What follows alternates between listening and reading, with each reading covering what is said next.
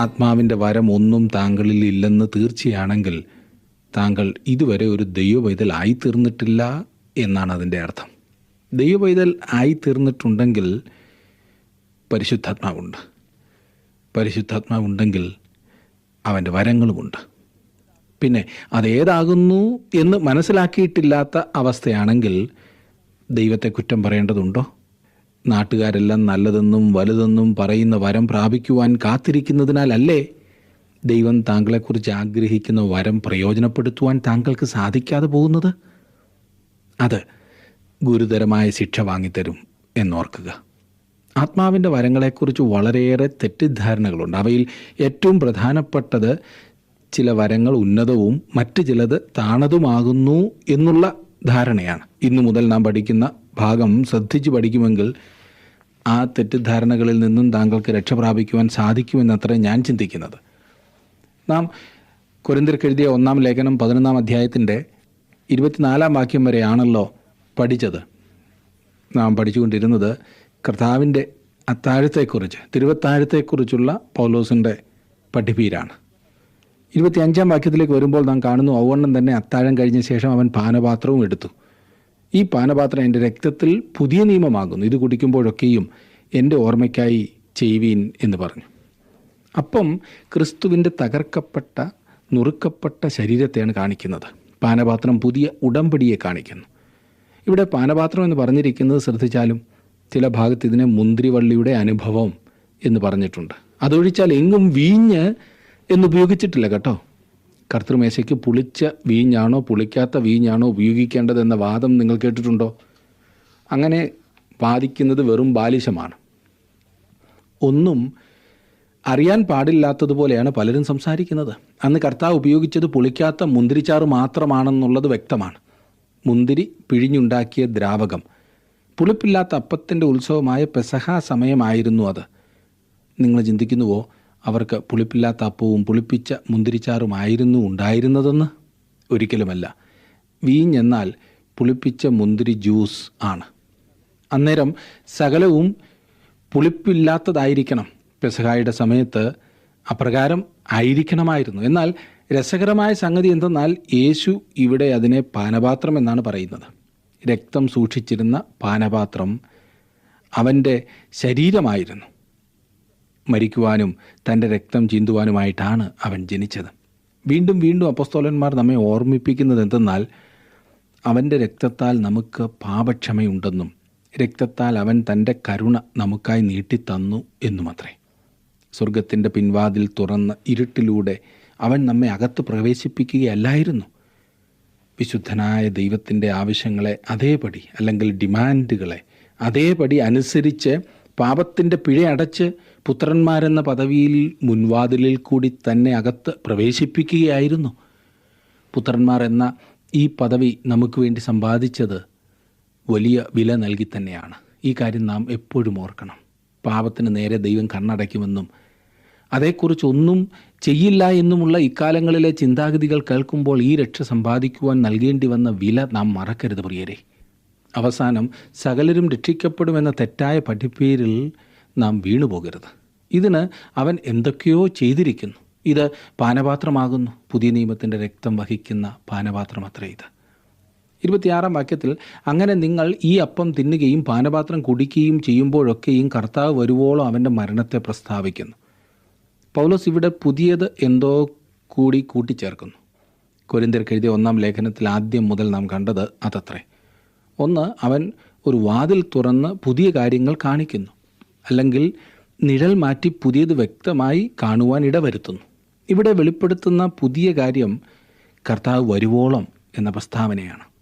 കർത്താവിൻ്റെ അത്താഴം നാം ആചരിക്കുമ്പോൾ ആ മേശ 3 വ്യത്യസ്ത ദിശകളിലേക്ക് നോക്കുന്നു. ഒന്ന്, ഇതൊരു സ്മരണാചരണമാകുന്നു.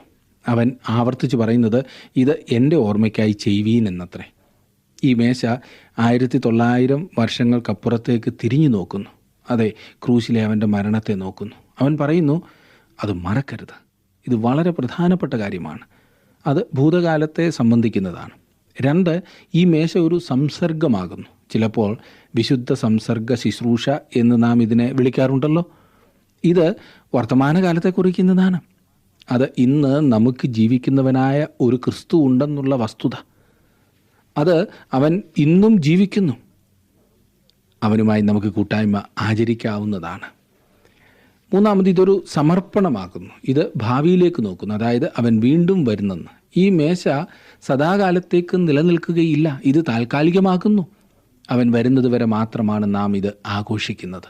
ഇപ്പോൾ ഇവിടെ ഇല്ലാത്തവനും വീണ്ടും വരുന്നവരുമായൊരു കർത്താവിനെക്കുറിച്ചാണ് ഇത് സംസാരിക്കുന്നത്. ഇത് ഭാവിയിലേക്ക് നോക്കുന്നു. ബലഹീനമായ ഈ വസ്തുക്കൾ എടുത്ത് യേശുക്രിസ്തു ഒരു സ്മാരകമാക്കി തീർത്തു. അപ്പവും മുന്തിരിച്ചാറും അത് അങ്ങനെ വെച്ചിരുന്നാൽ ചില ദിവസങ്ങൾക്കുള്ളിൽ ചീത്തയാകും. ലോകത്തിലേക്കും ബലഹീനമായതിനെ കർത്താവ് ഒരു ജ്ഞാപകമാക്കി ഉയർത്തുന്നു. ഈ സ്മാരകം മാർബിൾ കൊണ്ടായിരുന്നില്ല, പിത്തള കൊണ്ടോ വെള്ളി കൊണ്ടോ പൊന്നുകൊണ്ടോ ആയിരുന്നില്ല. ഇത് അപ്പം കൊണ്ടും മുന്തിരിച്ചാറ് കൊണ്ടുമായിരുന്നു. അത്രമാത്രം. എന്നാൽ ഇത് അവനെക്കുറിച്ച് സംസാരിക്കുന്നു. അവൻ്റെ മരണത്തിന് ഉത്തരവാദി ഞാനാകുന്നു എന്ന് അത് എന്നോട് പറയുകയാകുന്നു ചെയ്യുന്നത്. 27 മുതലുള്ള വാക്യങ്ങളിൽ നാം കാണുന്നത്, അതുകൊണ്ട് അയോഗ്യമായി അപ്പം തിന്നുകയോ കർത്താവിൻ്റെ പാനപാത്രം കുടിക്കുകയോ ചെയ്യുന്നവനെല്ലാം കർത്താവിൻ്റെ ശരീരവും രക്തവും സംബന്ധിച്ച് കുറ്റക്കാരനാകും. മനുഷ്യൻ തന്നെത്താൻ ശോധന ചെയ്തിട്ട് വേണം ഈ അപ്പം തിന്നുകയും പാനപാത്രത്തിൽ നിന്ന് കുടിക്കുകയും ചെയ്യുവാൻ. തിന്നുകയും കുടിക്കുകയും ചെയ്യുന്നവൻ ശരീരത്തെ വിവേചിക്കാഞ്ഞാൽ തനിക്ക് ശിക്ഷാവിധി തിന്നുകയും കുടിക്കുകയും ചെയ്യുന്നു. കർത്താവിൻ്റെ ശരീരത്തെ വിവേചിക്കുക എന്ന് പറഞ്ഞിരിക്കുന്നതിനാൽ പൗലോസ് എന്താണ് അർത്ഥമാക്കുന്നത്? സഭാചരിത്രത്തിലേക്ക് തിരിഞ്ഞു നോക്കുന്ന പക്ഷം ഈ പറഞ്ഞിരിക്കുന്നതിൻ്റെ അർത്ഥം മനസ്സിലാക്കുവാൻ സഭകൾക്ക് വളരെയേറെ പ്രയാസമുണ്ടായിട്ടുണ്ട്. കർത്താവിൻ്റെ ശരീരം വിവേചിക്കുക എന്നാൽ എന്താണ്? ഒരു കൂട്ടം സഭകൾ പഠിപ്പിക്കുന്നത് വസ്തുമാറ്റം സംഭവിക്കുന്നു എന്നത്രേ. അതായത് പുരോഹിതൻ ഈ കർമ്മം നിർവഹിക്കുമ്പോൾ അപ്പം വാസ്തവമായും ക്രിസ്തുവിൻ്റെ ശരീരമായിത്തീരുന്നു. അതുമാത്രമല്ല, മുന്തിരിച്ചാറ് ക്രിസ്തുവിൻ്റെ രക്തമായും മാറുന്നു. ഈ പറഞ്ഞത് അതുപോലെ സത്യമാകുന്നെങ്കിൽ അത് ഭക്ഷിക്കുക എന്നാൽ നരഭോജികളായി തീരുക എന്ന അർത്ഥമാണില്ലേ? എന്നാൽ അത് അങ്ങനെ മാറ്റം സംഭവിക്കാതെ അപ്പമായും മുന്തിരിച്ചാറായും ഇരിക്കുന്നതിനാൽ ഞാൻ ദൈവത്തെ സ്തുതിക്കുന്നു. എന്നാൽ ഈ പറഞ്ഞവർ ഈ പ്രശ്നവുമായി മല്ലിടുകയാണ്. അതുകൊണ്ട് തന്നെ ഈ വസ്തുക്കൾക്ക് ആവശ്യമില്ലാത്ത പ്രാധാന്യം നൽകുന്നു. ജീവിതം വിശുദ്ധമാക്കുവാനുള്ള താല്പര്യമല്ല ഈ വസ്തുക്കൾക്ക് ഏതോ പ്രത്യേക വിശുദ്ധി ഉണ്ടെന്നുള്ള ധാരണ. ഇതിൽ കർത്താവിൻ്റെ ശരീരം എങ്ങനെ താങ്കൾ വിവേചിക്കും? പലർക്കും പല അഭിപ്രായങ്ങളാണ്. വേറെ ഒരു ചിന്ത ഈ വസ്തുക്കൾ വെറും പ്രതീകങ്ങളാണ് എന്നതത്രേ. അനേകം സഭകളും ഈ ചിന്തയെ അനുകൂലിക്കുന്നു. എന്നാൽ ആ വ്യാഖ്യാനത്തോടും യോജിക്കുവാൻ എനിക്ക് പ്രയാസമാണ്. ഒരു പ്രതീകം എന്നതിൽ കൂടുതലാണ് ഈ പറഞ്ഞ കർത്തൃമേശ. എന്നോടൊപ്പം നിങ്ങൾ എമ്മൗസിലേക്കുള്ള വഴിയെ വരുമോ? ക്രിസ്തുവിൻ്റെ ശരീരത്തെ വിവേചിക്കുക എന്നാൽ എന്ത് എന്നും അവൻ്റെ മരണം എന്നാൽ എന്ത് എന്നും ആ ഭാഗത്ത് നമുക്ക് കാണുവാൻ സാധിക്കും. ലൂക്കോസിൻ്റെ സുവിശേഷം 24-ാം അധ്യായത്തിൽ അത്രേ അത് രേഖപ്പെടുത്തിയിരിക്കുന്നത്. യേശുവിൻ്റെ ശിഷ്യന്മാരിൽ 2 പേർ, അതെ 2 വിശ്വാസികൾ, യെരുശലേമിൽ നടന്ന അതിക്രൂരമായ ക്രൂശീകരണവും അതുമായി ബന്ധപ്പെട്ടിട്ടുള്ള മറ്റ് സംഭവങ്ങളും കണ്ടതിന് ശേഷം വീട്ടിലേക്ക് നടന്നു പോകുന്നതാണ് രംഗം. അവർ മനോമാന്യം സംഭവിച്ച അവസ്ഥയിലായിരുന്നുവോ? ഈ വിഷയങ്ങൾ ചർച്ച ചെയ്തുകൊണ്ട് അവർ ആ വഴി നടന്ന് നീങ്ങുമ്പോൾ ഉയർത്തെഴുന്നേറ്റവനായ നമ്മുടെ കർത്താവ് അവരോട് ചേർന്ന് നടക്കുന്നു. അവൻ അവരോട് അവർ ദുഃഖിതരായിരിക്കുന്നതിൻ്റെ കാരണം അന്വേഷിക്കുന്നു. അവനൊരു അപരിചിതൻ എന്ന് നനച്ച് അവർ നടന്ന സംഭവങ്ങളെല്ലാം വിവരിക്കുന്നു. ക്രിസ്തുവിനെ ക്രൂശിച്ചതും അടക്കിയതും കല്ലറയ്ക്കൽ പോയ സ്ത്രീകളുടെ റിപ്പോർട്ടും എല്ലാം അവർ അവനോട് വിവരിച്ചു. ലൂക്കോസ് സുവിശേഷം 24-ാം അധ്യായത്തിൻ്റെ 24 മുതൽ 32 വരെയുള്ള വാക്യങ്ങളിൽ നാം അത് കാണുന്നു. അവൻ അവരോടൊപ്പം ഒരു ആഹാരം കഴിച്ചു. തുടർന്ന് അവൻ എന്താണ് ചെയ്തത്? അവൻ തന്നെത്താൻ വെളിപ്പെടുത്തി. അതത്രേ കർത്താവിൻ്റെ അത്താഴം, തിരുവത്താഴം. പ്രിയ സുഹൃത്തെ, താങ്കൾ കർത്താവിൻ്റെ അത്താഴം ആചരിക്കുമ്പോൾ അവൻ അവിടെയുണ്ട്. അതെ, അവൻ തന്നെ അവിടെയുണ്ട്. ഇത് വെറും ഒരു പ്രതീകമല്ല. ഇതിൻ്റെ അർത്ഥം താങ്കൾ ക്രിസ്തുവിൻ്റെ ശരീരത്തെ വിവേചിക്കണം എന്നത്രേ. താങ്കളുടെ വായിൽ അപ്പമുണ്ട്, എന്നാൽ താങ്കളുടെ ഹൃദയത്തിൽ ക്രിസ്തു ഉണ്ട്. ക്രിസ്തു ഹൃദയത്തിലില്ലാത്ത ഒരാൾക്ക് കർത്താവിൻ്റെ മേശയിൽ ഒരു പങ്കുമില്ല എന്ന കാര്യം മറക്കരുത്. യേശുക്രിസ്തു ഒരു യാഥാർത്ഥ്യമായി തീരുന്ന ആ മേശയിലേക്ക് വരുവാൻ ദൈവം താങ്കളെ സഹായിക്കട്ടെ എന്ന് ഞാൻ പ്രാർത്ഥിക്കുകയാണ്. ഇതൊരു നിർജീവമായ ചടങ്ങായി കൊണ്ടാടിയതിനെ ദൈവം നമ്മോട് ക്ഷമിക്കട്ടെ. 30 വാക്യത്തിൽ നാം വായിക്കുന്നത്, ഇത് ഹേതുവായി നിങ്ങളിൽ പലരും ബലഹീനരും രോഗികളുമാകുന്നു, അനേകരും നിദ്ര കൊള്ളുന്നു. അവർ രോഗികളായി തീരുകയും ചിലർ മരിക്കുകയും ചെയ്തു. എന്തുകൊണ്ട്? കാരണം അവർ യോഗ്യതയില്ലാതെ തന്നെ കർത്തൃമേശയിൽ പങ്കുകൊണ്ടു. അതായത് അയോഗ്യമായ വിധത്തിൽ ആത്മീകമായ അനാദരവ് കർത്തൃമേശയിൽ അയോഗ്യമായി പങ്കെടുക്കുന്നത് ശാരീരിക ക്ലേശത്തിനും മരണത്തിന് തന്നെയും ഇടയാക്കി.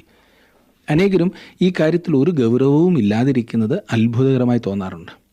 കുർബാന കൊള്ളുന്നതിനാൽ ശാരീരിക രോഗങ്ങൾക്ക് സുഖം കിട്ടുമെന്ന് ചിലർക്ക് തെറ്റായ ഒരു ധാരണയുണ്ട്. അപ്പവീഞ്ഞുകൾക്ക് മാന്ത്രികമായ ഒരു ശക്തി ഉണ്ടെന്നുള്ള വിശ്വാസം വെറും അബദ്ധമാണ്. തിരുവത്താഴത്തിൽ പങ്കെടുക്കുന്നവരുടെ ആത്മീക നിലവാരമാണ് ഏറ്റവും പ്രധാനപ്പെട്ടത്. 31, 32 വാക്യങ്ങളിൽ നാം നമ്മെ തന്നെ വിധിച്ചാൽ വിധിക്കപ്പെടുകയില്ല, വിധിക്കപ്പെടുന്നു എങ്കിലോ നാം ലോകത്തോടുകൂടെ ശിക്ഷാവിധിയിൽ അകപ്പെടാതിരിക്കേണ്ടതിന് കർത്താവ് നമ്മെ ബാലശിക്ഷ കഴിക്കുകയാകുന്നു. ഇത് വിശ്വാസികളെക്കുറിച്ചാണ് സംസാരിക്കുന്നത്. നാം തെറ്റിയിരിക്കുമ്പോൾ നമുക്ക് തന്നെ വിധിക്കാവുന്നതാണ്. അങ്ങനെ നാം ചെയ്യുന്നില്ല എങ്കിൽ അവൻ നമ്മെ വിധിക്കും. നാം കർത്താവിനാൽ വിധിക്കപ്പെടുമ്പോൾ നാം ബാലശിക്ഷ അനുഭവിക്കുകയാണ്. അങ്ങനെ നാം ലോകത്തോടുകൂടെ ശിക്ഷാവിധിയിൽ അകപ്പെടുകയില്ല.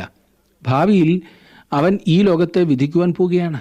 അതുകൊണ്ട് തനിക്കുള്ളവരെ അവൻ ഇപ്പോൾ വിധിക്കേണ്ടതുണ്ട്. ബാലശിക്ഷ പുത്രത്വത്തിൻ്റെ തെളിവാണ്. നാം മക്കളായതുകൊണ്ടാണ് കർത്താവ് ബാലശിക്ഷ കഴിക്കുന്നത്.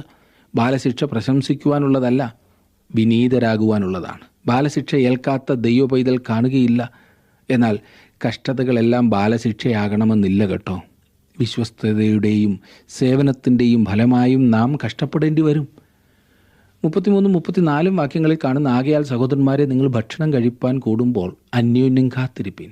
വല്ലവനും വിശക്കുന്നുവെങ്കിൽ നിങ്ങൾ ഒരുമിച്ച് കൂടുന്നത് ന്യായവിധിക്ക് ഹേതുവാകാതിരിക്കേണ്ടതിന് അവൻ വീട്ടിൽ വെച്ച് ഭക്ഷണം കഴിക്കട്ടെ. ശേഷം കാര്യങ്ങളെ ഞാൻ വന്നിട്ട് ക്രമപ്പെടുത്താം. ഭക്ഷണം കഴിപ്പാൻ എന്ന് പറഞ്ഞിരിക്കുന്നത് സ്നേഹവിരുന്നിനെ ഉദ്ദേശിച്ചാണ്. അഗപ്പെ എന്ന് വിളിച്ചു വന്ന സ്നേഹവിരുന്നിനെ തുടർന്നാണ് അപ്പസ്തല കാലത്ത് കർത്തൃമേശ ആചരിച്ചിരുന്നതെന്ന് മുകളിൽ പറഞ്ഞിരുന്നല്ലോ. കാലം പോയതോടെ സ്നേഹവിരുന്നിൻ്റെയും കർത്തൃമേശയുടെ അനുഷ്ഠാനത്തിൻ്റെയും രീതികളിൽ കുറേ മാറ്റം സംഭവിച്ചു. അവരുടെ സ്നേഹവിരുന്നിൽ സ്നേഹമോ കർത്തൃമേശയിൽ ആത്മീക വിവേചനമോ ആദരവോ ഇല്ലായിരുന്നു. അത് ശിക്ഷയ്ക്ക് കാരണമാക്കി. കൊരിന്ത് സഭയിൽ തെറ്റായിട്ടുണ്ടായിരുന്ന മറ്റു പല കാര്യങ്ങളും ഉണ്ടായിരുന്നു. എന്നാൽ അവയെക്കുറിച്ച് പൗലോസ് ഇപ്പോൾ എഴുതുവാൻ പോകുന്നില്ല. താൻ അവിടെ വരുമ്പോൾ ആ കാര്യങ്ങളെ നേരെയാക്കാമെന്ന് പൗലോസ് പറയുന്നു. കർത്താവ് നിയമിച്ച ഈ അനുഷ്ഠാനത്തിൽ പങ്കുകൊള്ളുന്ന പ്രിയ സുഹൃത്തെ, കർത്തൃമേശ താങ്കളുടെ ജീവിതത്തിൽ ആത്മീക വളർച്ചയ്ക്ക് ഉതകുന്നുണ്ടോ?